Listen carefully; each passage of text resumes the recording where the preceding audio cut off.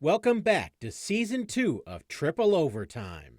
Episode 3 keeps the ball matriculating down the field when the guys reflect back on their NFL playoff dark horse teams. Plus, the boys make some red-hot Super Bowl predictions. Also, a special segment on 4 NBA playoff contenders, but are they championship contenders? Triple Overtime starts right now.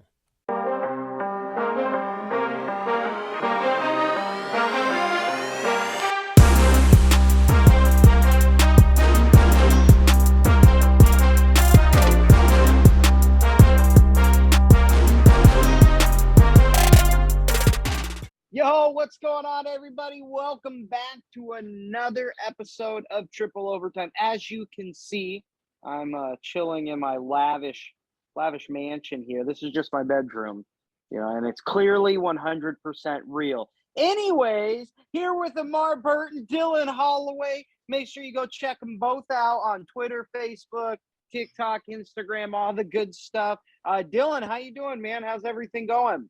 LinkedIn. LinkedIn, yeah. SoundCloud. You can also send them a letter. You MySpace. Could download the album on SoundCloud. Yeah. Look for me on the street passing out my CD. He will soon be in the metaverse, actually, washing windows. That's yep. He And becomes I heard Dylan just Yeah. launched the OnlyFans. Is that right? Brother, that's classified information right there. No, I'm doing good, Austin. It's good to see you have that nice hotel, but still have vertical video for some reason. So hopefully we get the producers on that. Does that change it? Wow, that did change better? it. It's a little wider. You still got the black bars on the side though, and now you're gone. So, anyways, All right. no, I'm doing well. We had maybe prisoners of the moment. We had maybe the greatest divisional round of all time, at least the greatest divisional round in quite some time. I don't think that's, too much hyperbole to say, right? It's the best singular playoff round I can remember in a while, of at least the games being close. I thought the Rams-Buccaneers game really wasn't that good of a game. It was close, but it was really ugly football at the end. All the other games, pretty good games, though, especially that Kansas City Buffalo Bills game. That game was pretty nuts. But Amar, how you doing tonight, brother? I'm doing good. Yeah, I mean, I hate to say those type of prisoner in the moment type things, like that was the best weekend ever or whatever. But that was up there. I can't recall all 4 games coming down to the wire like that. Overtime, last second kicks, all that. So it's fair to say that. I'm not gonna argue with too much. There's no other weekend I can come back with and go like, oh, actually, 2012 is better. So, Austin, I agree. I mean, that's probably got to be, in my opinion, one of the top 2 greatest playoff weekends of all time. I mean, it was nuts. Like just that Bills Chiefs game alone was one for the ages, historically one of the greatest playoff games ever. And then you consider just every single game coming down to the wire, 3 points or less. It was insane. And especially up until that Chiefs game, every game, it was the away team that was winning. You know what I mean? So, oh my gosh, I'm really, really excited to see what championship weekend holds, and especially the Super Bowl. Well, we're going to get into championship weekend. We're going to make some Super Bowl picks. But first, we need to check in on our NFL playoff dark horses. Now, if everybody remembers last episode, we all picked a team that we thought was not necessarily going to go to the Super Bowl, but going to make some noise, going to surprise some people. And Austin, I'll start with you. I seem to have the records right here. You thought the Arizona Cardinals were going to surprise some people. Now, they did surprise some people by how much of a complete stinker they put on national television against the Los Angeles Rams, formerly the St. Louis Rams. I got Kyler Murray's stats here, 19 of 34 for $137 and 2 picks and no touchdowns. Austin, were you as surprised as I was to see the Cardinals just completely lay an egg like that? Oh, yeah. I'm hoping that in the editing process, our editor can figure out how to just put like a yolk, just some big egg right on my face for that. Oh, you're gonna have a dunce cap superimposed for the rest of the show. Might as well. I gotta say, incredibly surprised. I mean, I did not. I think I made mention in that episode too that just the Cardinals have tended to find a way to lose, right? Even in their best years and everything else, which is one of the reasons why I picked them as a dark horse per se, despite being one of the higher seeds, whatever the case. But yeah, I did not expect.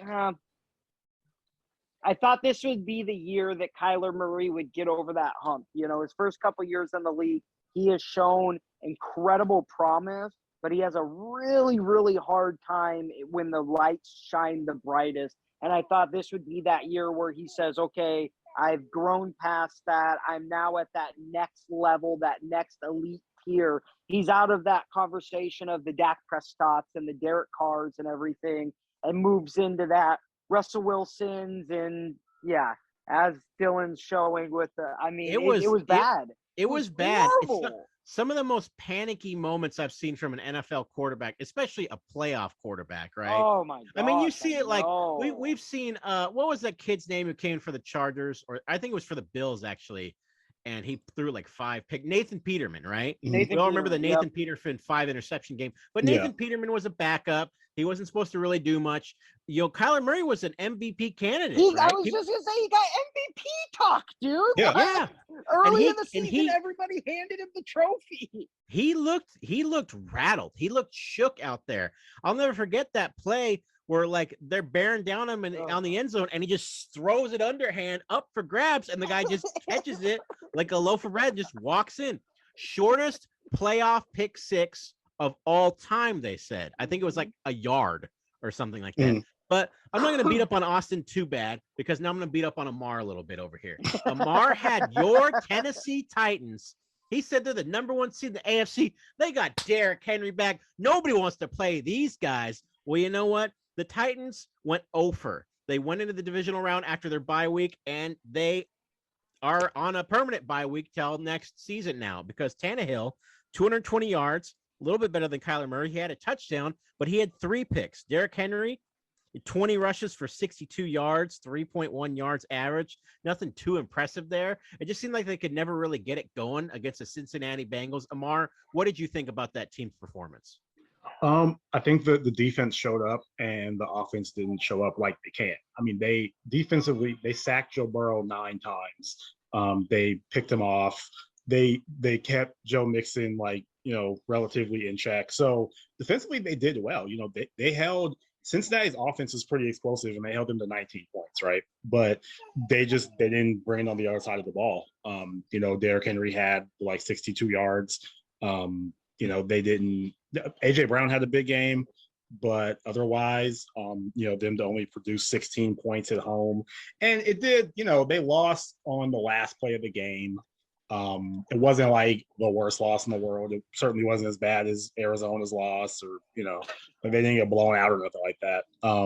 So going forward with them, I wouldn't be too worried. Mike Vrabel even kind of said, he made mention after the game, I'm not going anywhere. I'm gonna be here for a while, because he knows they're a successful team.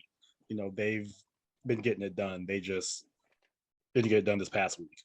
So I wouldn't be too worried about them. I don't think there's like huge question marks hanging over them, unlike the Cardinals, who, like you said, Kyler Murray was getting MVP talk, and they were like getting Super Bowl talk mid-season, and now locally, I guess it's like people are wondering if like Kingsbury's the right coach, and is Murray ever really going to be that good? It's the same Arizona cycle we always see.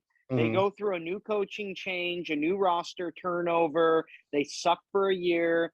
They come back. They make it to the playoffs. Maybe they make it to a championship game or a Super Bowl game, and then they lose. And then all these bandwagon fans, they came out. Even the people who live in Arizona are bandwagon fans who came out of nowhere to support this team and how great they are and this and that. They end up doing exactly the same thing that happened the last time Arizona lost in the playoffs. And what was that? Not showing up. Literally 2 people were at the airport to greet the Arizona Cardinals the last time they lost the playoffs with signs in hand. 2. When the Seahawks lost the Super Bowl, hundreds of thousands of people lined the streets for them, dude. And I'm not even exaggerating. Come on. Do we? Okay, so back to back to Tennessee, the team that they lost to, Cincinnati. Do you think it's fair to say that is like the biggest? That was the biggest dark horse team going into the playoffs, even though they were a 4 seed. Just given their history and just all that franchise has been through, and this current group not being experienced or anything. I would like to be like, is it more surprising that Cincinnati got this far as opposed to like Pittsburgh, who they at least have the experience? You know what I mean? They got the coach, they got the quarterback. To me, like, I think it's a total surprise that Cincinnati got this far. Like more Well, than I'm glad you asked, because Cincinnati, your Cincinnati Bengals, my Cincinnati Bengals, my dark horse pick, not only won the wild card round against the Las Vegas Raiders, which was a game, had some controversy that was it a blown whistle, was it not a blown whistle when Joe Burrow. They still won. I think they still won comfortably enough. It wasn't like the game Joe was Burrow's won just throwing on that touchdown call. No, you can't passes blame from the bench. You can't blame that game on like I saw some people try to do that though, but I think they won comfortably enough that I think the Bengals definitely were the better team too than the Las Vegas Raiders. You know, especially once they neutralized the pass rush a little bit, which is surprising because the Bengals don't have a great offensive line. You mentioned, Amar, was it 9 sacks versus the Tennessee Titans? Yeah. You would have thought, Max Crosby would have gone absolutely bananas. And the Raiders were one of the best pass rushing teams in the league. And they really, they got to him, but it wasn't like crazy or anything like that. And so they put up 26 points, and then they beat the Tennessee Titans 19-16, which I think is a very important win for the Cincinnati Bengals because they showed they could win kind of ugly, right? They can win that tough game, not like a shootout every single time, 19-16. And the kicker, the swagger of the kicker, McPherson, saying, right before he jogged on the field, he looked at Joe Burrow and he goes, "Looks like we're going to the AFC Championship, boys." Like, when do the Cincinnati Bengals have this kind of swagger, right? That's awesome. That's what you want from Ocho Cinco days. That's what you want from your rookie kicker, man. That is amazing. Now they're going against the Kansas City Chiefs in Kansas City, and I don't know what the line is. Let me look at the line real quick. Obviously Kansas City is going to be favored, but by how much is the question here? Kansas City's got a touchdown on them, so it's not surprising. But I also would not be stunned if your Cincinnati Bengals come out with the win, because they're not supposed to be this far. They're playing with house money right now, right? Anything can happen when you're playing with house money. They played late in the season. Cincinnati and Kansas City did play late in the year, and it was close. I mean, they beat Kansas City too. Yeah, like that's the thing. We've seen Patrick Mahomes look human. You know what I mean? He looked so ungodly when he first started, and then come the Super Bowl, there was a lot of, even after the Super Bowl, a lot of excuse for him, right? Given the offensive line situation and everything. But even just this last season and in this playoffs, granted, that end was otherworldly against the Bills. I'll give him that. But early in that game, he did not look that great. You know what I mean? So at the end of the day, we've seen Patrick Mahomes look human. We've seen Tyreek Hill look human. They're capable of it. Right now, they're playing historic football, but you're right, Dylan. The Bengals are playing with house money. They have nothing to lose. And they could – my only concern is they could very well be the Jacksonville Jaguars of, 2018 or whatever, where they make it to the championship game. And then everybody was like, how the hell did they get here by the end of it? So, but at the end of the day, I think that Burrow has played his absolute out of his mind. Chase, the wide receiver, is just a freak right now. He's just the routes he's running, everything. I'm excited to see that game early. Going to be the best game of the championship weekend, I think. Really? You like that more than the Rams versus the Niners? Absolutely. Yeah, that's going to be good. But I think that Bengals Chiefs game has the making for some huge plays, huge controversy, and just a lot of fun right down to the wire. Two very different games, right? They feel like two very different games. Like, you got the Rams versus the Niners, and we're going to make our Super Bowl picks here in just a second, so don't go away. You got the Rams versus the Niners, division rivals, Matt Stafford trying to prove something, Jimmy Garoppolo really trying to prove something. I think out of all 4 quarterbacks, he's got the most to prove, because I've never seen, I'm not never, but it's very rarely do you see a quarterback that has had this kind of win-loss success take this kind of heat. And some of the heat's deserved, don't get me wrong, but like, people act like they should be playing anybody besides Jimmy Garoppolo sometimes. Yeah, he wasn't even supposed to be the starter this point. Yeah, he really you know. gets bagged on. Like he Yeah. really does. Any Like- mistake. And he makes the now- reports that come out are like his own coach bags out. Like his own coach Yeah. walks Yeah. into work Well, every they- day. He's like, they "I've drafted- got to figure out how to make it Yeah. work with this idiot." They drafted you Trey know? Lance to take his job. You know, Yeah, like, and like Jimmy Garoppolo, if Jimmy Garoppolo throws a bad pass, even if it's not picked off, he gets a lot of criticism. Patrick Mahomes scrambles around and throws across his body over the middle, but because Tyreek Hill gets under it, he's an amazing quarterback. It's a Right. game of inches. Let's not forget that. Jimmy Garoppolo, he's not the best quarterback in the league, but he's definitely not as bad as people give him credit for. Like he's a pretty good quarterback. I personally put him in that same like Matthew Stafford, Alex Smith, kind of that category of guys. Like, not legendary Hall of Fame type players, but like they're really good guys and have consistently been really good, when healthy and everything else. Just not an over the top, flashy, whatever, and some I of got Jimmy news G's for you, problems Austin. is he buckles in the fourth. Matt Stafford is definitely going to the Hall of Fame. Well, yeah, you're probably right. It just all his passing yards, and he's been part of two of the biggest wide receiver seasons ever now, Megatron and this Right. Cooper Cup season. So, and if Right. he wins a ring, And if he wins a ring, it's a lock. It's a wrap. lock, He's yeah. going to the Hall of Fame. I was just gonna Yeah. say, even this postseason run, if he got hurt and never played another game again after this postseason run, even if they lost, he would go just for the sense of like, see, this is the look what happens the one time that he had a functional franchise behind him. You know what I mean? Right.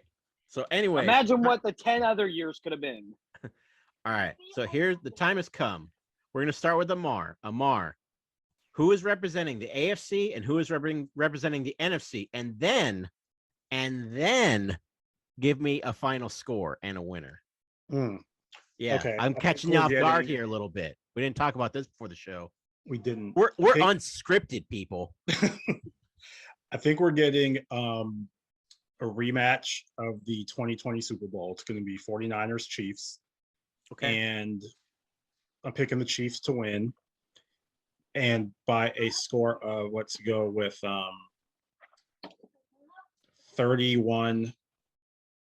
31-17. Ooh, so not a particularly close Ooh. game.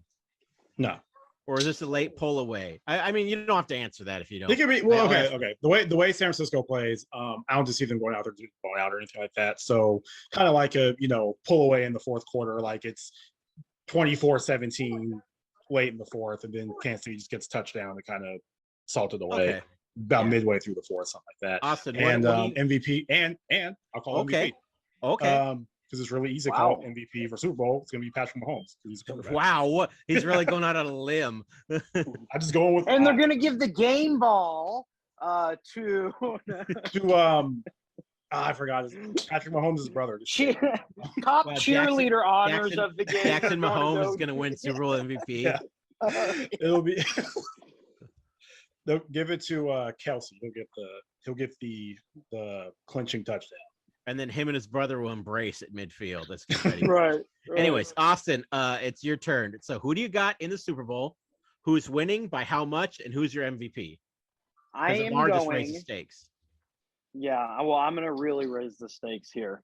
I'm going Rams Bengals Okay. Super Bowl here. Got the Bengals putting together a fourth quarter last minute drive with Joe Burrows leading it down the field to beat the Chiefs in the final seconds and prove that his name belongs with elite company by next season. Not only that, but then they're going to go on. The Rams are going to do exactly like they did against the Patriots and lay an egg. Cooper Kupp's going to have 2 catches for 37 yards.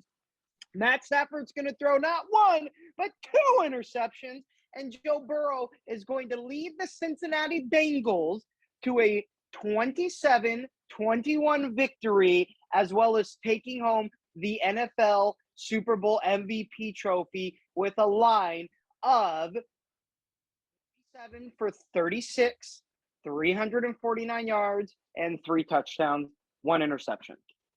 He gave you the whole line, ladies. I'm not going that far. That'd be Cincinnati's first Super Bowl. You know how many Cincinnati Bengal fans hope you're right now? Oh, I'm sure. It'd be incredible. It'd be incredible. And Matt Stafford, if he threw 2 picks and they lost, because they would be favored in that game, I would think, right? Yeah, Easily. I think the Rams overall have a better team than the Bengals on paper if you go all the way down the and line. it'd be a home game for them. And it'd be a home game for them.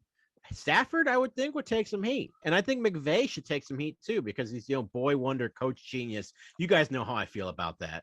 It's like he's a good coach, but let's calm down on calling him like a mad scientist genius over here. What did he have, like 3 points in the Super Bowl against Belichick? Yep. Exactly. 3 points. 3 more points than I had in the Super Bowl. Not good. So my pick, I've been going back and forth on this. It's tough because, you got the Rams, you got the Niners. The Rams and the Niners almost seems like a pick'em game to me. But I think I got the Niners advancing to the Super Bowl. Got the Rams, kind of laying an egg in that game. I think Jimmy Garoppolo does just enough to get him over the hump. Debo's going to go off. And then I really want to pick the Cincinnati Bengals. I really do. I think maybe You're struggling with this so much, dude. Maybe if nothing else, just because I don't want to see the Chiefs and the Niners again. Right. I got a rematch of the 1982 Super Bowl. I got the 49ers versus the Cincinnati Bengals. Last time this happened, Joe Montana led the Niners to a 26-21 victory over the Cincinnati Bengals, if you remember correctly. So Bill Walsh was coaching the team. Yeah, very good team, obviously, right?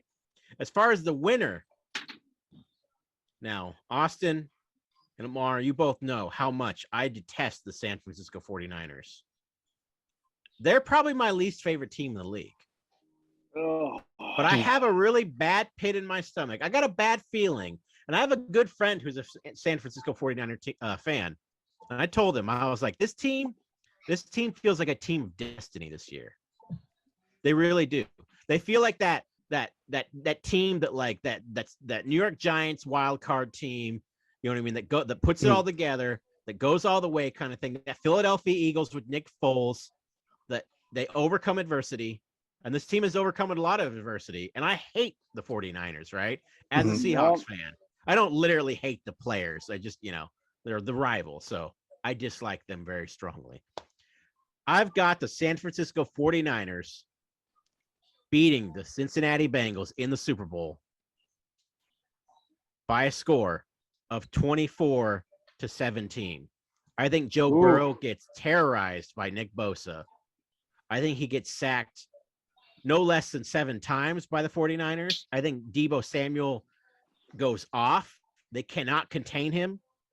And I think the Bengals just don't score enough. And I got Deebo Samuel as your Super Bowl MVP.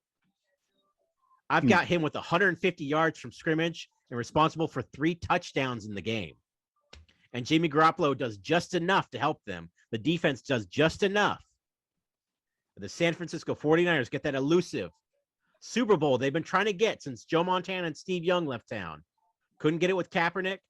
Couldn't get it with Alex Smith. They're going to get it with Jimmy Garoppolo, and Deebo Samuel's going to be Super Bowl MVP. Number 6. And then as a Seahawks fan, I'm going to cry. And Jimmy G is going to stand on the podium with everybody else screaming, "Vindication!" Jimmy G's going to throw for 185 yards and 1 pick and 1 touchdown. So and what's Deebo's the big gonna go freaking bananas? So what's the big narrative coming out of each of these scenarios? Like, with every Super Bowl, there's like a story that starts there, right? With Austin, with your pick, Cincinnati winning, I'm seeing like, this like Joe Burrow's the next Tom Brady, the next Joe Montana type of story coming out of that. Actually, seeing people already comparing him to Tom Brady, just how he carries himself. Well, and then you'll have the Matt Stafford narrative of not only, is he the guy that can get it done? I think actually they would rally behind Stafford. You know what I mean? Going into the next season. But I think Dylan kind of hit the nail on the head where the big narrative will come, with McVay, right? Like 0 for 2 in Super Bowls. You know what I'm saying? 0 for 2 in Super Bowls, one of them where he didn't score any points barely. And then the second one, God only knows what would happen in it. But at a certain point, it's like, is he the guy that can get it done for us? Yeah. I think in my scenario, Kansas City wins. This Mahomes' second Super Bowl, as young as he is. It's going to increase the GOAT talk for him. You know, there was a lot of momentum behind that going into that second Super Bowl that he had against Tampa Bay. And the way that they lost, it kind of silenced it. But I think if he wins another one this soon, putting up the kind of numbers he's going to put up during a playoff run that includes that Buffalo game that, you know, was like the epic playoff game, then this is going to like increase the, you know, how much can Patrick Mahomes do in his career? He's got so much time ahead of him. He's already got 2 Super Bowls. He's already got a league MVP. He's got 2 Super Bowl MVPs. Like, so it's going to get it puts Andy Reid at another level as a coach too. Yeah, that's it. Big that's time. Yeah. So yeah, it's going to be 2-time like, Super Bowl winning coach. You know, I mean, Andy Reid stamps his. I think Andy Reid's already a Hall of Famer. Yeah, he is. Yeah. I think, but he definitely, it's like no question at that point. Yeah.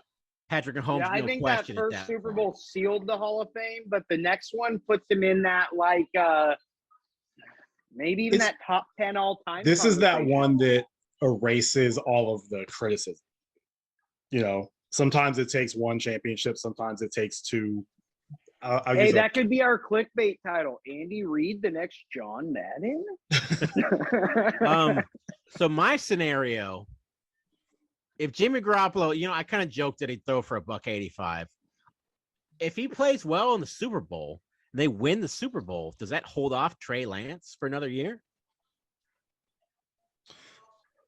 I mean, yeah, because it's like, yeah, that. How well does he have to play for them to go? Jimmy G had a big hand in it. I mean, he's going to have a big hand in it, but you know how like these sports talk people are.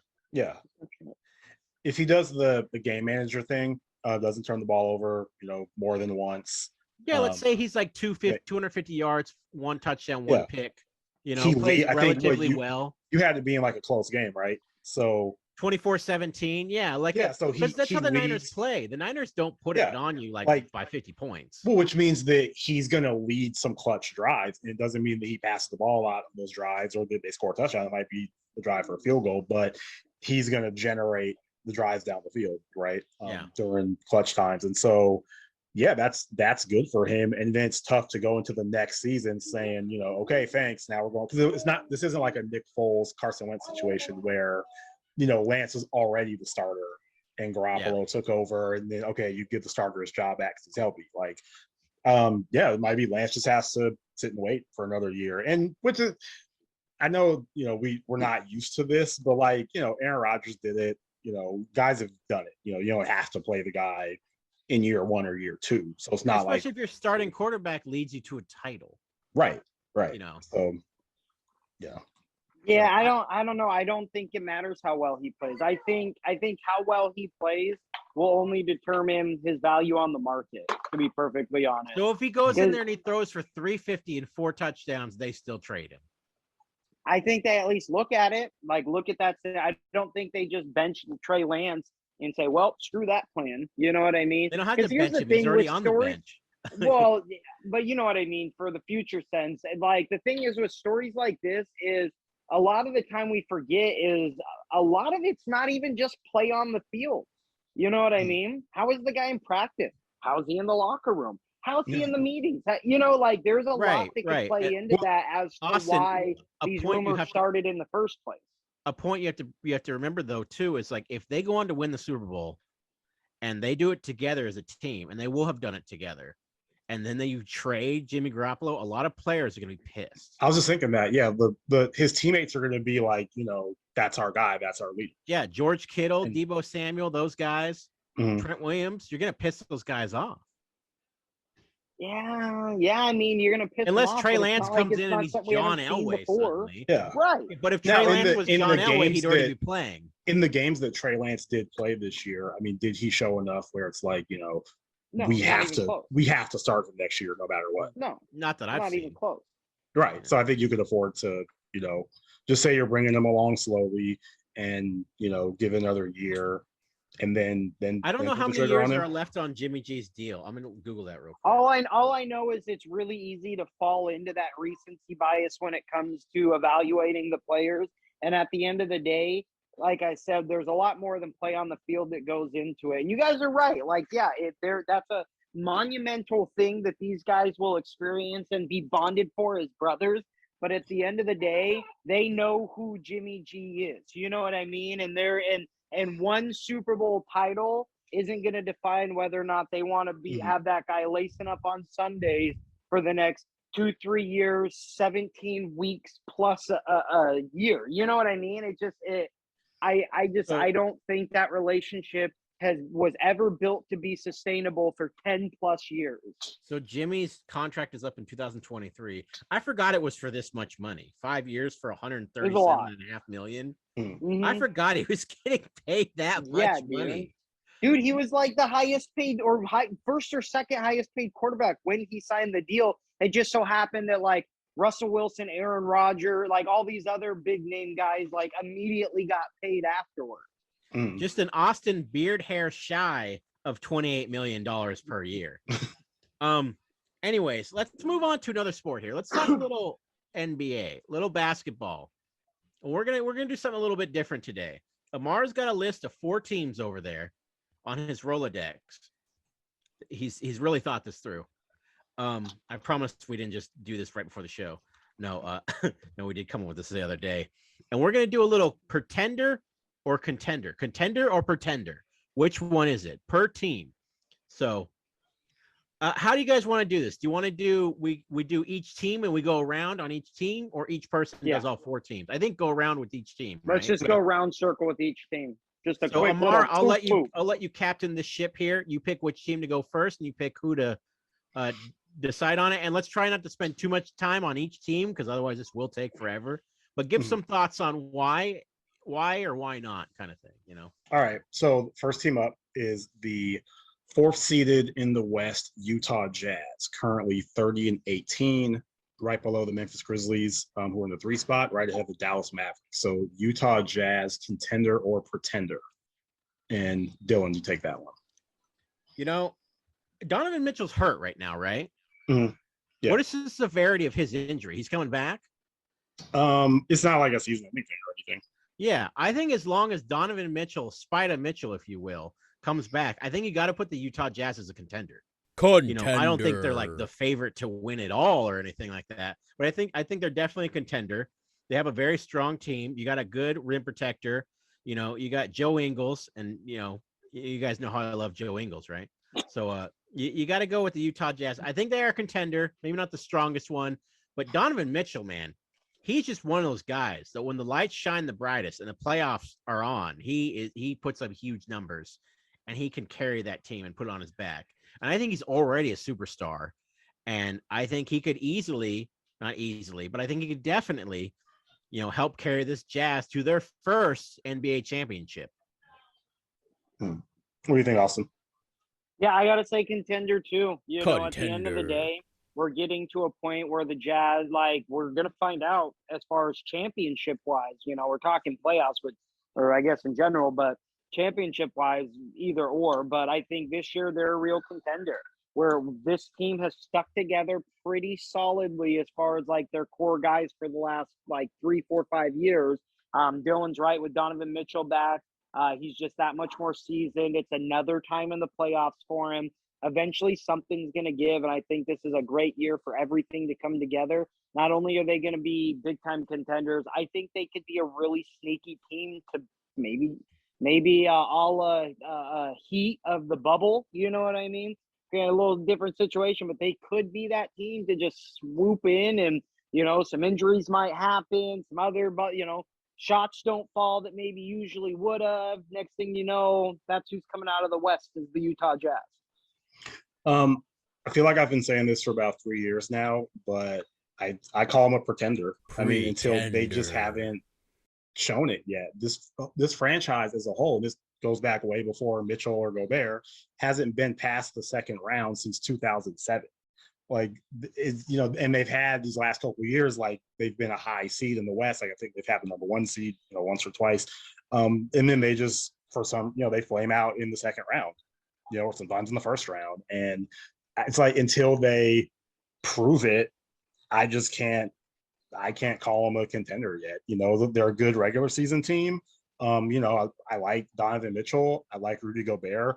I grew up a Georgetown fan. Rudy Gobert is the closest thing we got right now to with Dikembe Mutombo and Alonzo Mourning in the league. But you know, I like Joe Ingles. I like Mike Conley. But like, it just for whatever reason, they have not put it together to make a deep playoff run, not even to get to the conference finals. So I'm gonna call them a pretender for me. You don't think it feels like they're due though? I feel like it feels like they're due, and they have Right. still have quite a few young players too. You know what I mean? But I they also mean, have veteran leadership. They might be, but it's just like for me, until they do it, until they get past the second round, then I can't say that they're like a real title contender. And yeah, All right, I mean, I got you. you should say like, oh, they got to have at some point, but it ain't happened yet. So, all right, so we're gonna stay in the West for this next team. I already mentioned the Memphis Grizzlies, 32-17, currently the third seed behind Phoenix and Golden State. They've had a couple of 10, 11 game win streaks. Ja Morant's killing it. So yeah, Memphis Grizzlies, contender or pretender? Austin, what do you think? I'm gonna say pretender. Pretender. You know, I think they're doing a lot of really great things in the regular season, but that team is far too dependent on one guy. And that one guy is far too dependent on raw athleticism. And all of that is far too reminiscent of the most horrible, god-awful, wish 1,000 years of bad luck on franchise and all of NBA basketball history, the Oklahoma City Thunder when they had Russell Westbrook. So, and no, I'm not necessarily saying that Ja Morant is Russell Westbrook, but it just, there's too many parallels. You know, you've got a guy that is doing amazing things, but where, like, how much more has he really elevated his team when it matters the most, when the lights shine the brightest? We're gonna finally, like, truly find out this year, but I just see too many shades of it, and so I gotta say pretender. I think they're a first round bounce, an easy exit for whoever they end up against. An easy egg? You think like a sweep? Yeah. Mm-hmm. Whoo!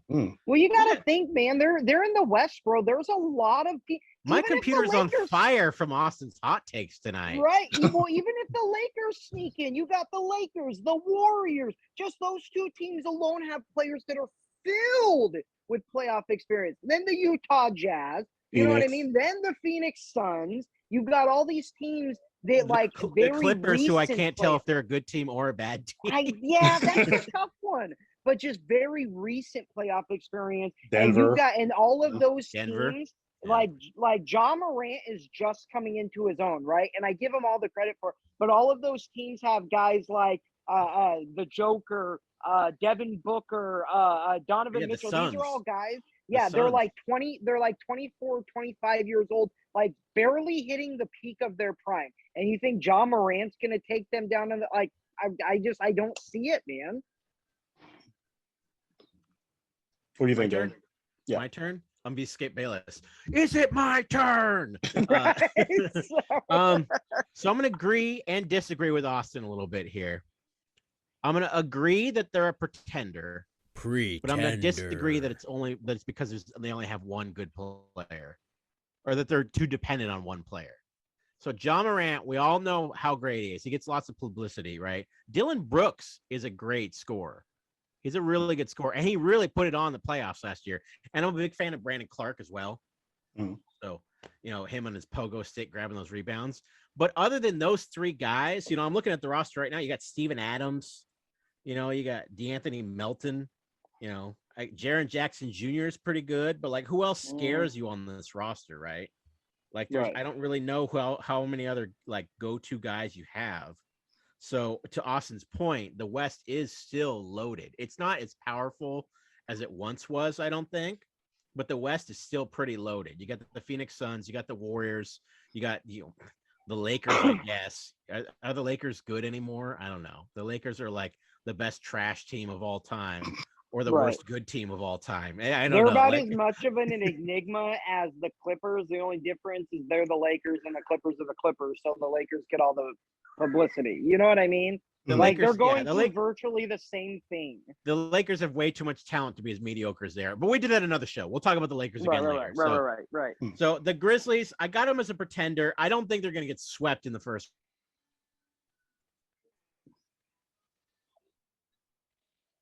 Austin does, but I don't think they have enough out of the.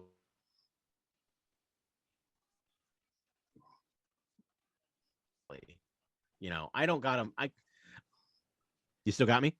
Yeah. Okay. So my internet was unstable and Austin went away. I think their max ceiling is maybe getting to the Western Conference Finals. And I think that would be like them playing out of their minds and shocking some people and getting some injury luck from other Everything teams. going right. Yeah, you know what I mean? And I think that's their max ceiling, which isn't a bad thing. They're still so young. Like you look at this team, like they don't really have, like who's their big veteran presence? Steven Adams, I guess. Pretty much. Like I like Steven Adams. He's a cool dude and everything, but he's not, I don't see him carrying you to the NBA finals. But that's just my thoughts. Amar, what do you got? I have them as a pretender. You guys kind of touched on a lot of what I would say. They're young. They don't have anyone on their team who is 30 years old or older. Everyone on their team is in their 20s, which is good when you're selling promise and potential, but you need vets to win championships. They went to the playoffs last year. They got knocked out in the first round. That's the only playoff experience a lot of these guys have. You look at their key players, 22, 23, 25, 24, like they're just young and it's not their time yet. And you could say, okay, the Oklahoma City Thunder were young when they had Durant, Harden, and Westbrook, and they went to the finals. That was Durant, Harden, and Westbrook. This team does not have Durant, Harden, and Westbrook. So I kind of agree with Dylan. I could see them making this Jacksonville Jaguars-ish run to the conference final, but then they get there and they get swept or they're losing 5. So yeah, I got them as a pretender.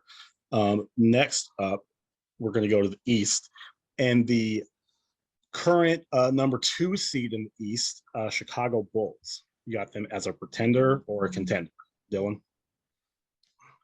I know the Bulls have a lot of hype right now. I have them absolutely as a pretender. And it's one of those things, they got really good players. You got, Alex Caruso, DeMar DeRozan, Lonzo Ball. Is it Levine or Levine? Zach Levine? Levine. Yeah. I never know whenever I see a name like that. It's Levine, right? Kobe White, excuse me.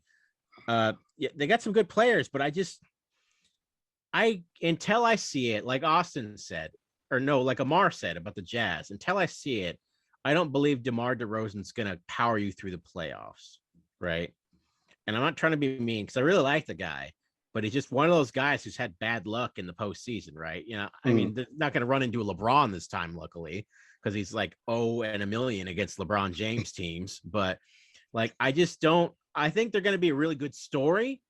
I think the Bulls are going to be a team maybe next year once they get another piece that could possibly be a contender, but I just do not see them really doing much. I think they're a second round exit, and I think they're a good story, and I think they're a good year, and I think DeMar DeRozan gets, off the schneid kind of thing, and he's the unquestioned leader of this team, but I just don't see them having enough to get to the finals or even, the conference finals.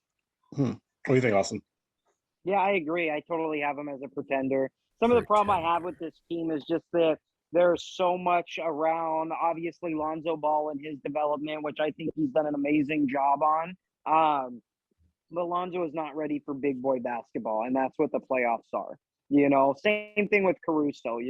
Caruso, much like many other ex-LeBron James teammates, benefit greatly when playing with a player as historically great as LeBron James, And so at the end of the day, when you take him away from that, everybody wants to follow it. It's the same thing we saw with Dellavedova. It's the same thing we saw with all these other role player type players where everybody wants to kind of see, well, what do they do next? What do they do outside of LeBron James? Because you either want to say, well, he needed him or he was better without him, whatever. Anyways, point being, there's a lot of media presence around this team as a whole, but Dylan is right. DeMar DeRozan, what he's doing this season is not new compared to what he's done most all of his career, and that's play incredibly efficient an insane basketball during the regular season just to get bounced in the second round of the playoffs. I just don't think they have it all together. They need one more superstar or elite talent piece if they have any hopes of ever seeing a conference finals or finals championship game. I really want to say contender because I've kind of been on this, Oh, I know you do. I've I been, can, yeah, I of can course. smell it. I've been- smell Amar going for contender over there. like I've been on this, that's might be the fridge. I've been on this DeRozan is a legit MVP candidate train. They've got guys on their team that I followed for a while that I want to see them do well, but think with your brain, not with your heart, buddy. I know, Trust me, I love all of those guys. Alex Caruso, Lonzo Ball, DeMar DeRozan, all of those. I absolutely love them as players, but man, they are not it, bro. Yeah, no, I mean, I'll say like after listening to what you guys are saying, I can kind of come to my senses and say there's 3 teams in the East I can see going to the finals, and they're not one. I can see them getting to the conference finals. I see them making a really good run. I do think that DeRozan having the experience he got in Toronto and in San Antonio, he does have just himself more playoff experience, leadership experience than some of these other teams that we've talked about. So maybe that could carry them one step further. But yeah, he never got to the finals. He could never break through against the teams that have the bigger superstars and stuff. And so do I see them getting past Brooklyn? Full strength of Brooklyn in a series? No. Do I see them get past Milwaukee in the series? No. So I gotta call them a pretender. So what? Real quick aside, because Austin's piqued my interest. What are the Bulls missing then? We don't have to say a specific player, but what position are they missing? A big man, I guess. I don't even think it's necessarily that they're missing a position or anything. I think everyone on this team except for DeRozan needs just a year of actually getting to the playoffs. Levine's never been. Lonzo's never. I don't think Lonzo's ever been. It's DeRozan and Caruso are the guys that have. Yeah, and Caruso was a backup guy. And yeah, he's right. A role player, he even is with Chicago. Yeah, that's the thing. I think maybe Vucevic, not necessarily a position, but I think just one more piece. Because if we're talking experience in general, then they're 4 years out before they're going to be a playoff. You know what I mean? To get that much experience. Well, to get that much experience, are we still going to be? Are we still going to be doing this show in 4 years? Right, I hope so. They're going to get bounced from the first round for the first 2 to 4 years till they figure it out. I think they still need first round, at least another first, second round, whatever. But I think they still need another star caliber. They have a bunch of B- players with one A- player. You know what I mean? They need one more B+ to A- player, if that makes sense, that will really round out that roster because everybody else is just kind of a role player, man, So unless Lonzo Ball is going to turn into Jason Kidd in the playoffs or next year, it's just, I think they need to add one more A player type, Okay. Well, last team we're going to hit on in this contender pretender series is a team that they might have that A player, that A+ player, the Miami Heat, number 1 seed in the East. A lot of people didn't know that. Probably assumed it was Brooklyn or Milwaukee. 30-17, led by Jimmy Butler. So Miami Heat, contender, pretender. And Austin, you go first.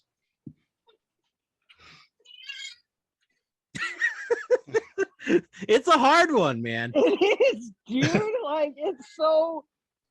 They're a pretender, man. I don't even I almost want to say contender because it just falls into almost that same thing Dylan and I were saying with the Jazz, but at the same time, they got their chance and they blew it, I think the playoffs is such a different beast, and teams like the Heat remind me so much of the Toronto Raptors of years past and just how everybody would freak out about them winning 60, 65 games in the regular season just for them to get swept in the first or second round. You know what I mean? So I think the Heat are really, really good, but Jimmy Butler is he is not carrying that team to a championship.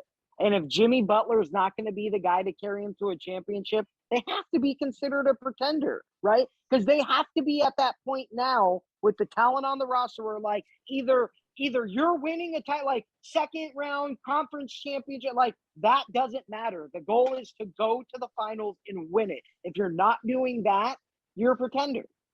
Yeah, that is the segment. I mean, the segment isn't can you make the finals? It's are you a contender to win the title, right? So at least to me, right? That's how I'm judging mine, contender to win the championship. So this is such a hard one because it feels kind of weird to say like they're a pretender when they were just in the finals not that long ago.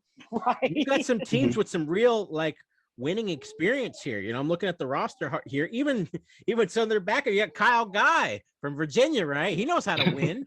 Maybe he's not a starter, but he knows how to win. You know, you got Jimmy Butler. We know how crazy he is. And granted, he winning. carried that team that entire playoff. You got two guys in Duncan Robinson and Tyler Hero. You know, I don't think they're superstars, but they can get hot at any moment and they can change a game. They can change a series if they get hot enough with a 3-point shot.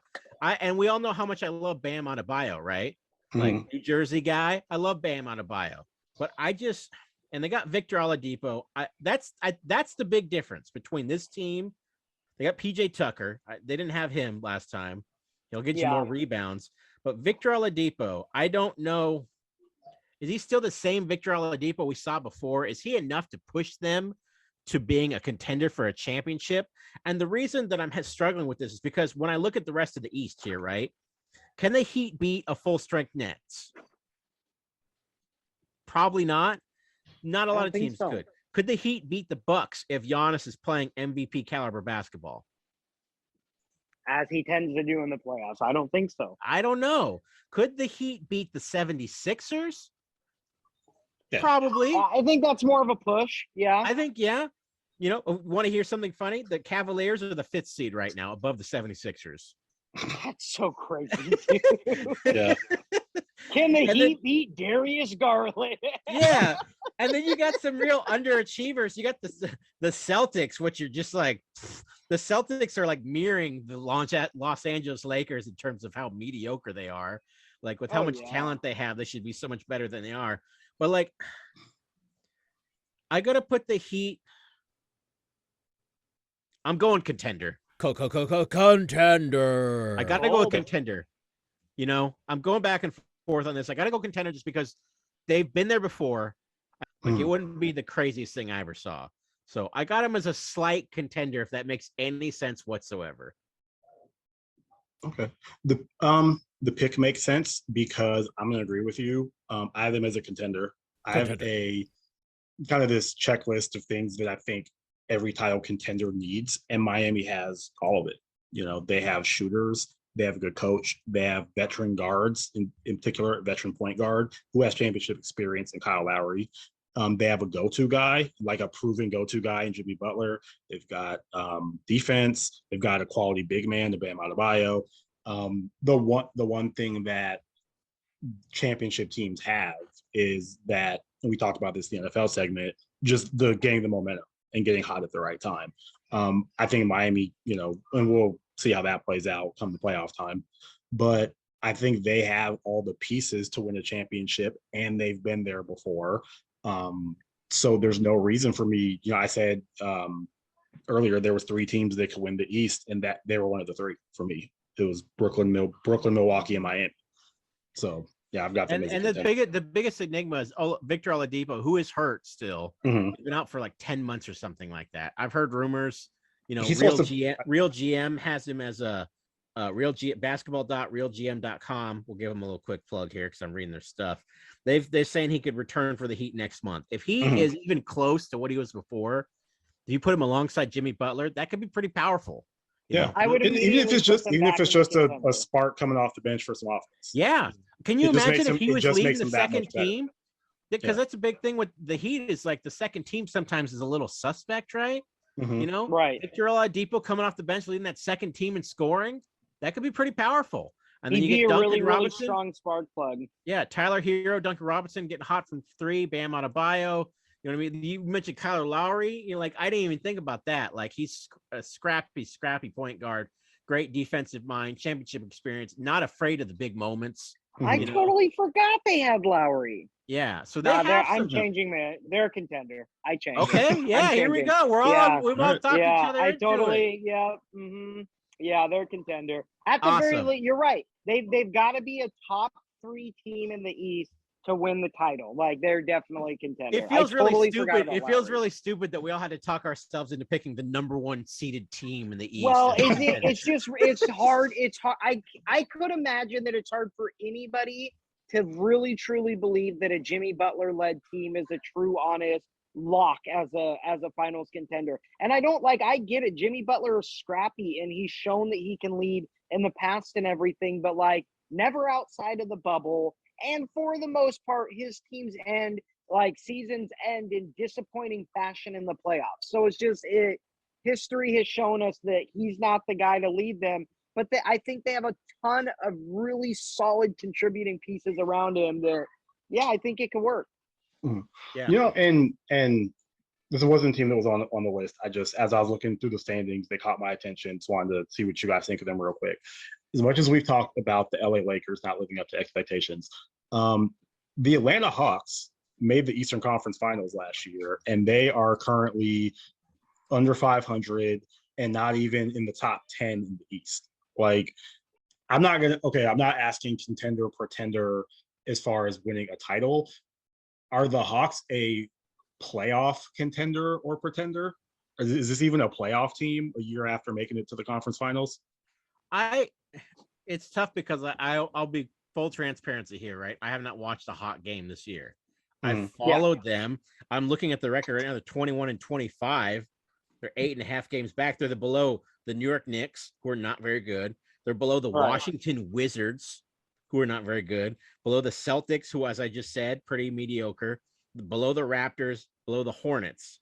So I see them going on a run, but what is wrong with them? Like, why are they stinking it up like this? Is somebody hurt? Like, what am I missing here? I mean, DeAndre Hunter's They're pretty missed young. about half the year. They've had some injuries, but I mean, Trae Young's putting up Trae Young numbers, and he's John putting up Collins huge numbers. I see these stat lines and people be like, he's better than Steph Curry now. And then I see their record and I'm like, they stink. They're 12th in the East. Yeah, I'm like East. John Collins is doing what he does, and Clint Capella's rebounding, and so it's like I don't know what the issue is. Like, they just are people catching on to him? Are they like, yeah, let Trae score a bunch and then we'll beat you? right? Is it one of those? Yeah. That could be it. I've seen them play a few times this year, and they just, and maybe last year's playoff run was just kind of like like I hate saying lucky with pro teams, but they just ran into some good fortune along the way. But it's not happening this year. I could see them I see them missing the playoffs, which is crazy. Go ahead. I was gonna say I could see them getting into that bubble round, that like to the play-in round. 10, the play-in round. Yeah, I could see them getting into the play-in round, but I don't have any faith in them making the playoffs or doing anything in the playoffs at this point. But you never know. Like, when you have a guy like Trae Young, who, like, it just baffles me because they were so good last year. But then again, so are the Knicks, and the Knicks are not very good either now. So I just think that they took big time advantage of all the injuries last season, and at the end of the day, they're just a super young team that again needs that one more piece, real similar to Chicago. Like, they just need another real true A-type piece or more, or maybe someone to come in and truly be the Batman to the Trae Young Robin, right? And put that team. I think if they did that, they'd instantly be a championship contender immediately. That's how solid their core is. But they've got a lot of guys that just don't know how to play championship basketball. You know what I mean? They got a lot of pretty good guys, but not a lot of great guys. Right, exactly. They have one great guy, and I like a lot of players on their team. Oh yeah. And outside of Trae Young, who do you fear on that team? No, I mean, like, John Collins is he can go off. You know what I mean? He'll have a real big game or a bunch of rebounds or a ton of points or blocks or whatever. But I mean, not Yeah, enough Clint- to really worry about him. Clint Capella, Kevin Herter. And Yeah. Capella's better days are behind him for sure. Lou Williams. You got some guys. Yeah, Sweet Lou. You got some guys who could definitely score and contribute, but I don't know if there's anybody who you're like, oh man. You got like a Bogdan, bunch of solid NBA vets, but nobody that you would Bogdanovich. consider a championship player. Bogdanovich.